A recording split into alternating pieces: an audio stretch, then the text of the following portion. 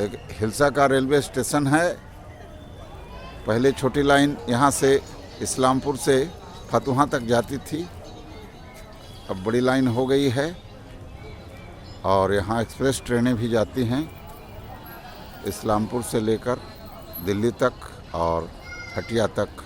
Hatia express और Magadh express 2 ट्रेनें हैं, लेकिन अभी भी यहाँ प्लेटफार्म काफ़ी नीचा है। बड़े बुज़ुर्गों के लिए यह दिक्कत की बात है। यहाँ से डायरेक्ट गया के लिए ट्रेन करनी चाहिए मेरे विचार से। धन्यवाद।